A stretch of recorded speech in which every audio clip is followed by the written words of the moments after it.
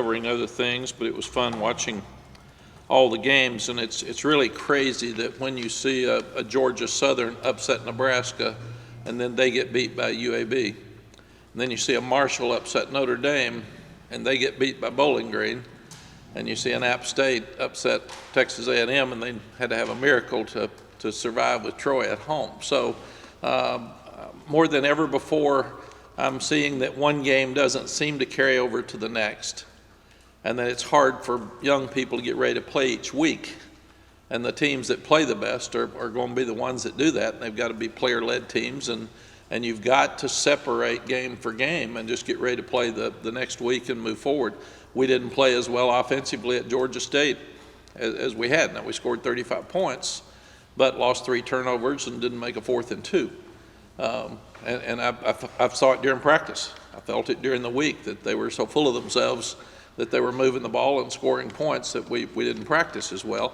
And defensively, we didn't play well in the 4th quarter at App State, so they practiced really, really well and therefore played better at Georgia State. So that's something that I don't know if it's a transfer portal, and so many teams, everybody's got a quarterback now because you can find one. In many cases, people didn't have them. Now, just if you sit and watch TV games, well, he's a transfer from here, and he's a transfer from here, and that's just what's happening in college football. And the other thing is it absolutely matters that a lot of the teams that don't have a lot of guys go to the pros now have so many 5th, 6th, and even some 7-year players. So you got 24-year-olds playing against 18-year-olds, and it's different. So I think we're seeing more upsets because of that.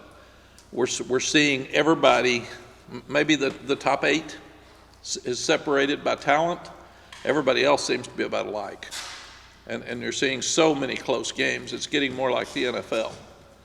And each week you're coming down to saying, I can't believe this game's so close. And that's why coaching matters. Guys have to do little things right. It's become a game of inches more than ever before. And it makes it fun, it makes it challenging, but also it's we're not shocked at anything anymore. You better get ready to play every week. Eastern Michigan goes to Arizona State and wins. I mean, it's Arizona just barely beats North Dakota State. I mean, it's every week. It's just amazing to me. I put up the scores yesterday for the guys and said, why can't we play hard every week? What is in the DNA of the teams that, and most of the ones that do are the ones that have so much depth that they're fresh. But that's just where we are in college football. Very proud of the 2 road wins. It's interesting that we talk so much about something when it's not good. Nobody says anything about the 2 wins when you've won 2. You're undefeated on the road. That's not as near big a narrative as it was when you weren't. But I'm proud of the guys. They found ways to win 2 games that were tough games to win, and like I said, I felt like both games we could have at some point taken over and had a really big score, and we didn't. And we've got to finish games better. We've got to take momentum and opportunities during games, and doing that. We had an opportunity at 21-3 at Georgia State to expand that score, and we didn't. And then with the 3 turnovers, the second half, let them stay in the game. Same thing at App State. We're up by 20 with 11 minutes left to go. Finish. Put your foot on the gas and make a stop. Play as a team and do the things you need to do to get where you want to go. So happy to be 3-0, but lots of things that we can still grow up and improve. Even though it's a week later, the 3 tight ends are playing really well. They were the players of the game offensively at Georgia State, and they've helped us so much. And all 3 of them are getting equal opportunities, so we're really strong at that position. Sid Gray played an outstanding game at Georgia State, best he's played in my opinion since he's been here. And Miles Murphy busted through the protection with their field goal and got his long arm up and blocked the field goal right after we went for the 4th and 2 and didn't make it. So that was a huge play during the ball game. So very excited about him. As I just stated, I didn't think the offense played as well, but you got a chance to be good on offense when you don't play well and score 35 points. That's just so we've got skill. but we need to run the ball more consistently. Omarion Hampton had 6 carries for 8 yards with a minute left in the third quarter and ends up with over 100. We got to run the ball in the first half. And I know the better teams run the ball better in the fourth quarter, but we can't come up second and long. We've got to do a better job on our first downs and just be more consistent with our running game. And I am impressed with the offense so far that we are scoring touchdowns in the red zone. We've scored a touchdown every time except the one time we had the young ones in there against Florida A&M and pretty much just took a knee and shut it down. But other than that, we're 10 for 10 with touchdowns in the red zone. Last year against Notre Dame, we were down by 4 points going into the fourth quarter, but we were 1 for 4 in touchdowns in the red zone. So we've got to continue to score touchdowns. We can't be kicking field goals, and proud of that narrative so far. And that was a huge point of emphasis coming in. Defensively, we've got to do a better job stopping them on first down so we can get more turnovers. We're still not doing as well on early downs, and that's where you force your turnovers. We're still not doing as good a job on defense with red zone touchdowns as I would like, but we did have a shutout last weekend, and the offense put the defense in really tough spots, especially fumbling at the 40 in the fourth quarter when the game was on the line, and the defense stepped up and actually made them punt. So I'm proud of the progress that we're making on defense, that we still have a lot of work that we can do.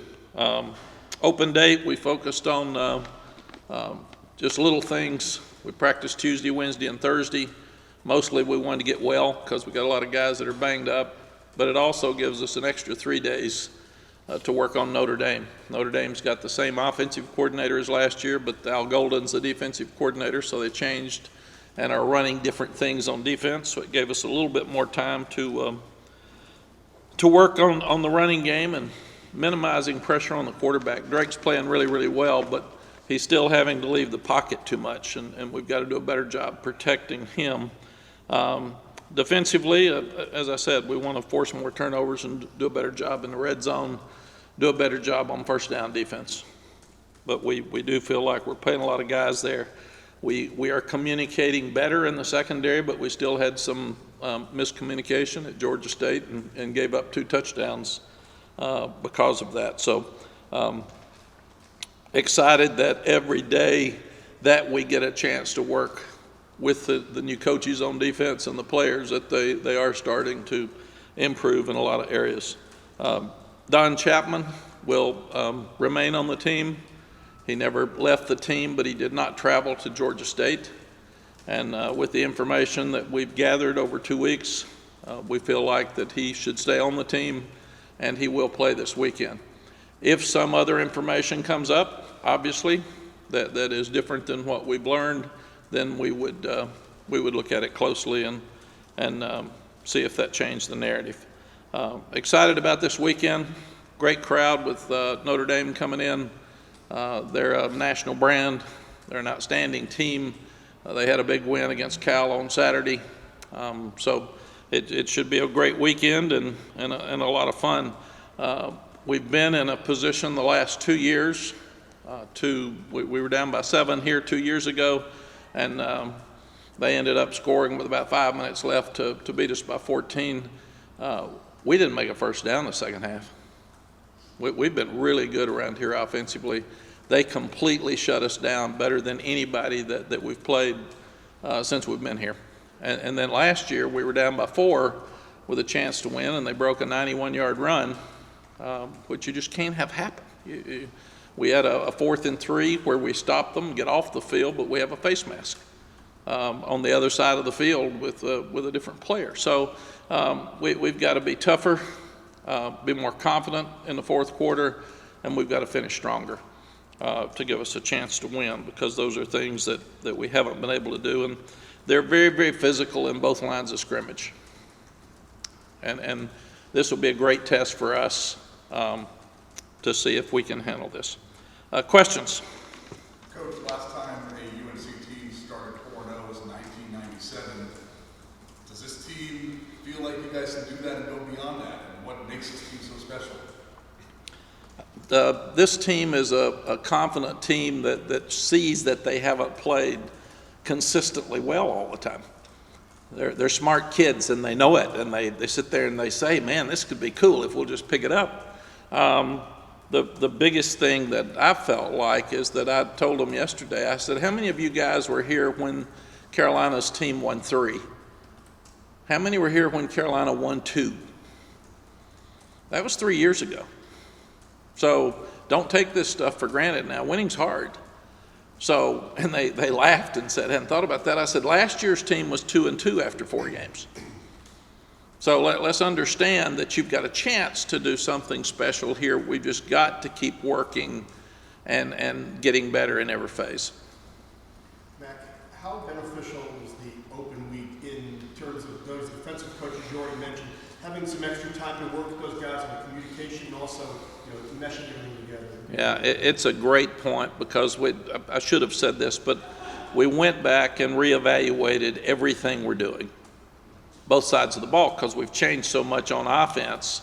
We gave a self-scouting report and a self-evaluation of all 3 phases, and it was really healthy.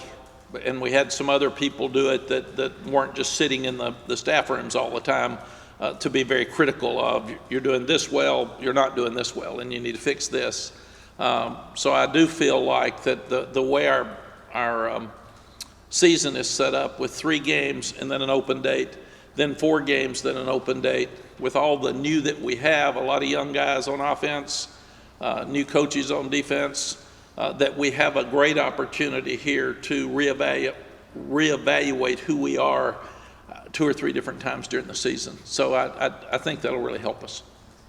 Mack, it'll be almost a month since your last home game this Saturday. Does it feel like it's been that long, or has the season kind of flown by for you? Seems like it's been 6 months since the last home game. We haven't been here in so long, and the crowd for Florida A&M was fantastic, and it was just a wonderful weekend.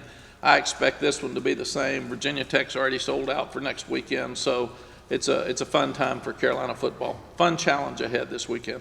And with 2 bye weeks this season, is that something you would like to explore being standardized in college football maybe in the future, even if you don't play in these either? I do think that there's a good bad with open dates.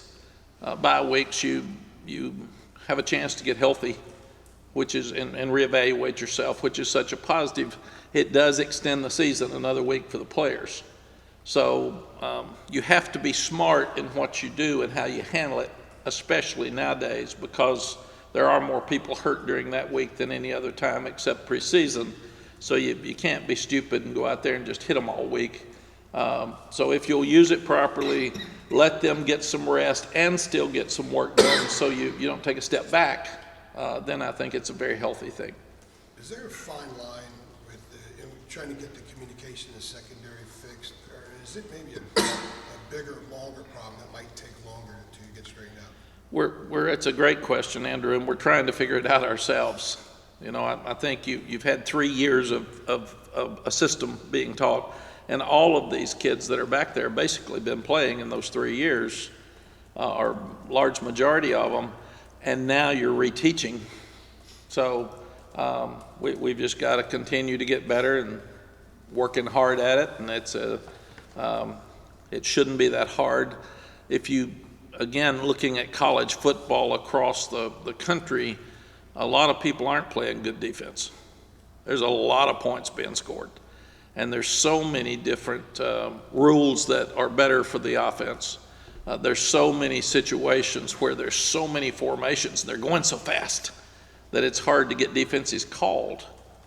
So defense across the country has to start catching up with offense.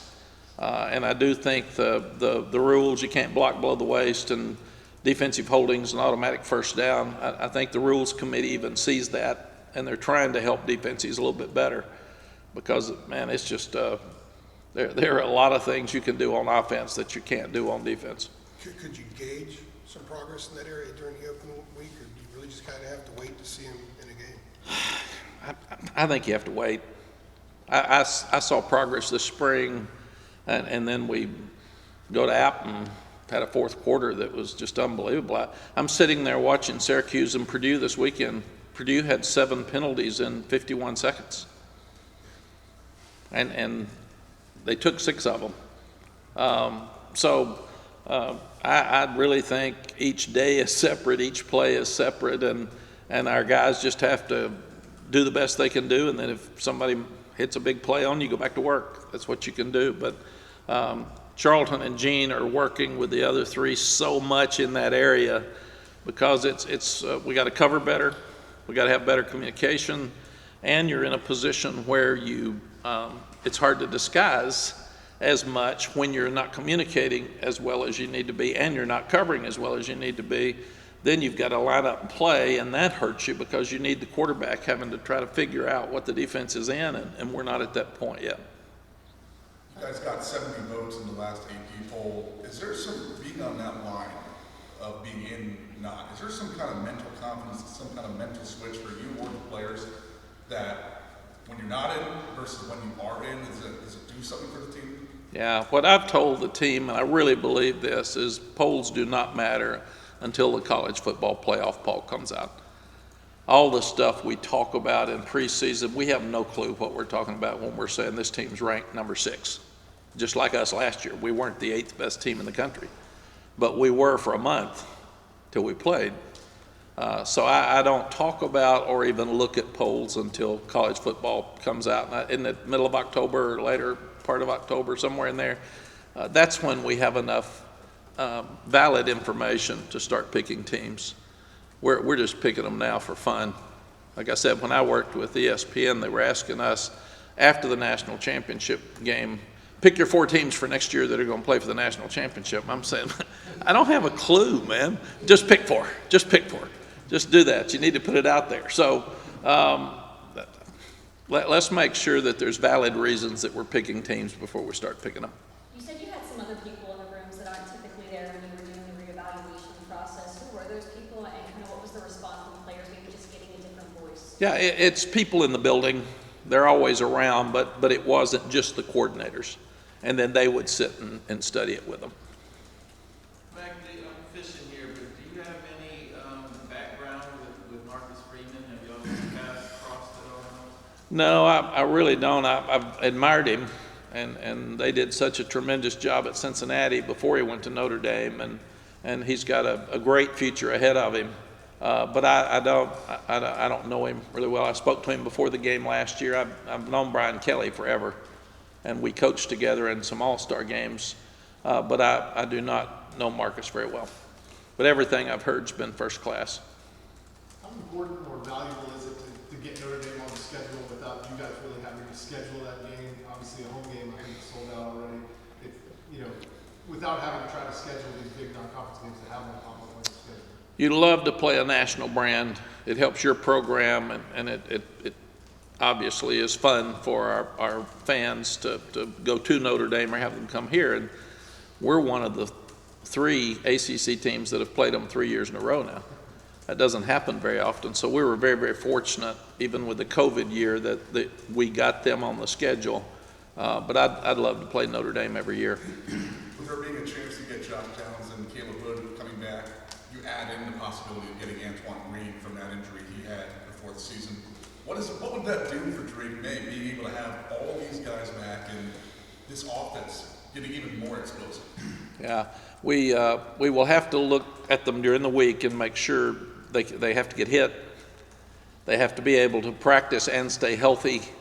And how many plays can they play when they've been out so long? So it's confusing. There's a lot of things that you have to put together this week. The other thing is, since you're playing well, how do you get the number of plays properly for the guys that have been doing well? You just don't throw them out to let some other guys come back in. So we've got some work to do. Number 1, will they be healthy? Number 2, can they get hit in practice and stay healthy during the week? And number 3, how do you get your rotation that will be different now since you're averaging a bunch of points?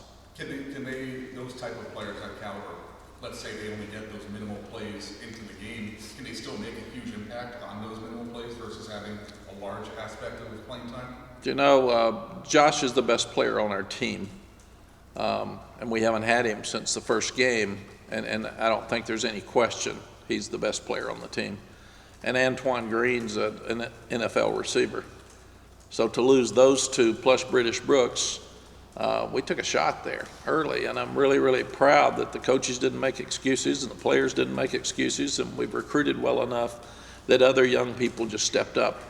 And so that we've got, it's a huge part of coaching now is taking these evaluations after 3 weeks, fixing some things and not being sensitive about them. Really, self-evaluation's hard for all of us. But I know I'm harder on myself than anybody else, and I'm really challenging our coaches to do the same. You get sensitive when media or fans say they're questioning what you're doing. Why don't you question it? You be questioning more than they do about things that need to be fixed. And then we can make progress and be better. But the other part of this is that the guys that are injured have to be honest with us, and they have to tell us before we put them back out there that I'm ready. Man, I'm ready to go. So it's a sensitive thing, hitting someone who's been injured when you're trying to get them back on the field before they go play because you have to hit them, but you want to keep them healthy, gets a little complicated. Mack, how do you address, just with your guys, with the team, sort of the struggles Notre Dame has had to get the year started? I mean, probably didn't expect them to be 1-2. They're on their backup quarterback. Just, how do you broach that with them? How do you talk about that with them?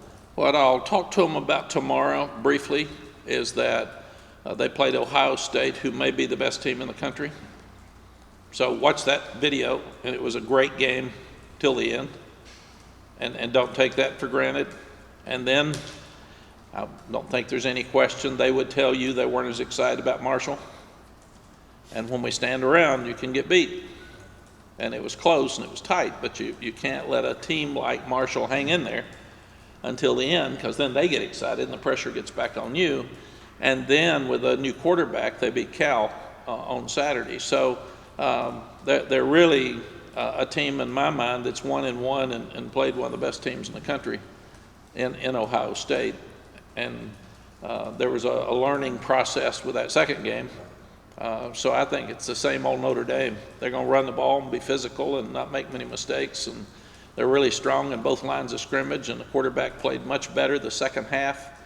And he's a guy that we have known in the past that's very talented. But you're going to have to play a great game to beat Notre Dame. I know you spelled out your scheduling philosophy. Have you thought at all about how the playoff and maybe an automatic berth for the ACC would change that philosophy at all? I haven't thought enough about it. The one thing I don't like about what we're doing with college football right now is there's just some decisions being made without having all the information available. I thought the transfer portal, we're trying to fix things 3 years later. The NIL, we got no clue. We're trying to fix some things there, and we really don't know what to fix. We know our problems, but we don't have an answer, is what I can tell. And we all know we need one. And we all know that there's something that can be done, but then you get into all the political ramifications, the legal ramifications. You want players to get money, but you want there to be guidelines so it doesn't get an imbalance in recruiting for college football and ruin our game. And now here we are with playoffs the same. Some think it should be the conference champion. Some think that you can play better out of conference games if there's a 12-team playoff, because you won't get knocked out by losing one game. And we have a sport where 120 guys are on your team basically, and 11 get to play at a time. So I told the guys the other day that it was so amazing, the sport of college football is so amazing, because we've got 120 guys in this room, not counting staff, and all of you are from different backgrounds, different races, different religions, different economic backgrounds, different parents. Some have no parents, some have one, some have a grandparent that raised you. And we all have to get together and be a family. And then I said, and let's say that we play a third of you during a game of the 120, 2/3 of you don't even get to play. So trying to keep morale with a group where 2/3 don't get to play that are all different is even crazier. So what college football coaches and kids do and staffs, to me, are absolutely amazing to put all this together and give us the enjoyment of watching on Saturday. It really amazes me that it works, and it works across the country. And the ones that have the best players have the best teams, and the ones that have the best players have the most depth, and they all are happier. So it all works. But I think the biggest thing for me with the playoff will be making sure that we take care of the players and the parents. Because we're going to ask them to be out there longer. Football's a dangerous sport. We're going to ask them to play more. So we're paying them for NIL. What happens now with playoffs? Are you going to pay 12 teams? What happens to the bowl games? Do some get incorporated into the 12-team playoff? And then what happens to the others? And people are saying now, well, bowl games aren't important anymore. Well, they are to the teams that can't get in the playoff. Say, well, some kids opt out of the bowl games. That's their right. That's their choice. And if you're going to pay for the playoffs, are you going to start paying kids to play in bowl games? So I still think we've got a lot of things that need to be answered. Does the conference champion get to go? Does he have to be rated at a certain point? Do you still play 12 games? What happens to FCS? They need money. So do they still play? Does Western Carolina still play Carolina? What happens there? What happens to Group of Five? Does Group of Five, do they have their own playoff at some point? Or do they sit and, you have to be the highest rated team in the Group of Five, but does that team have to be rated in the top 12 to get to come? So there's so many questions that I don't have answered, that I would have liked to have had those answered before we started just making decisions again. But that seems to be what we're doing, is we're making decisions and we're fixing them. Mack, on the defensive side of the ball, you obviously haven't played a game against Georgia State, but what did you want to see out of them maybe last week, just during the bye, turning the corner into this week, and what have you seen? Did what you want to see match up with what you have seen? Yes, Adam,